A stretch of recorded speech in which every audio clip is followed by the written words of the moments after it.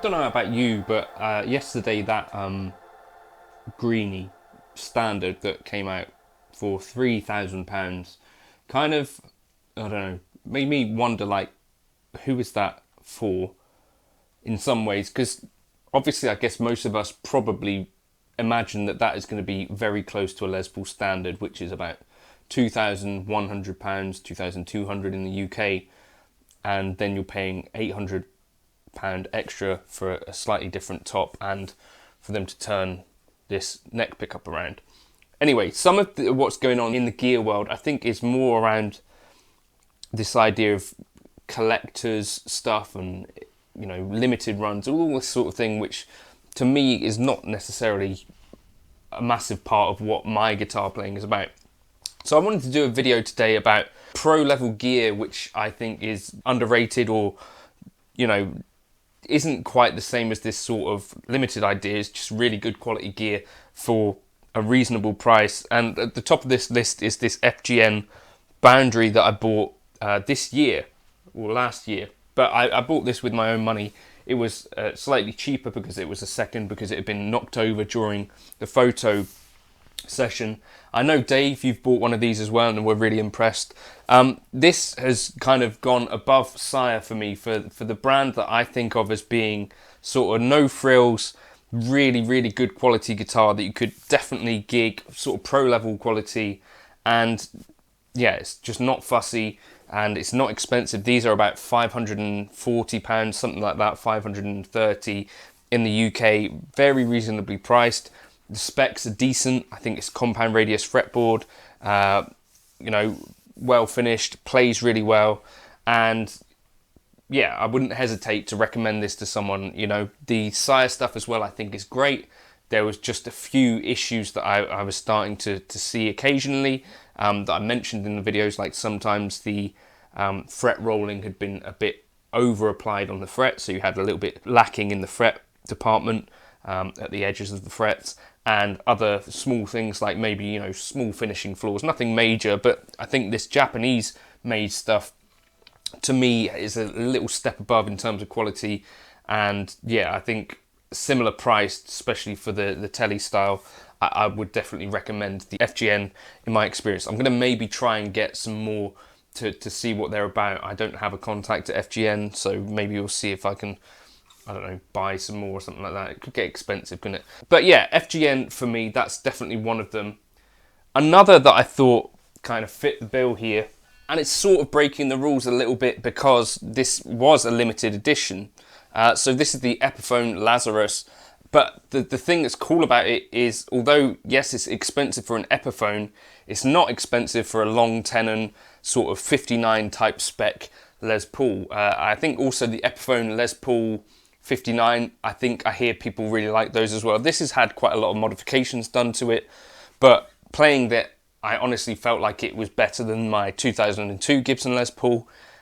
This has, what are they called?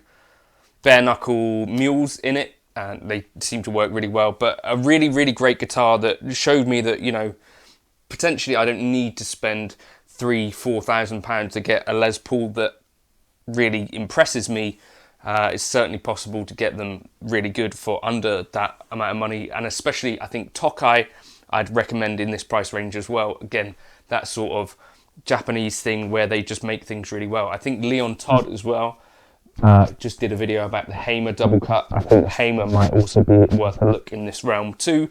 But sort of these instruments that are kind of more for playing than for showing in some ways. So like, although this looks great, I think I wouldn't be shy about gigging this thing, because it really is just a really great Les Paul with the long tenon. You know, things that matter, maybe not, but you know, you'd pay a lot more to get something with Gibson on the headstock that had a long tenon neck joint. And if it's those things that matter to you, then, you know, potentially this is more accurate than a Les Paul standard, maybe. I also felt like the PRS SE line was getting a bit expensive, but having actually bought a DGT SE, I really am impressed with this guitar as well. And for that reason, I think the PRS DGT or the PRS SE line in general might be another kind of thing that probably we mostly have known about, but I think they make really decent quality instruments, and this is getting to about as much as I think you'd want to pay for an SE, but I think to me it stands, you know, right up there with the S2 range, and probably better than a couple of the S2s that I've actually owned.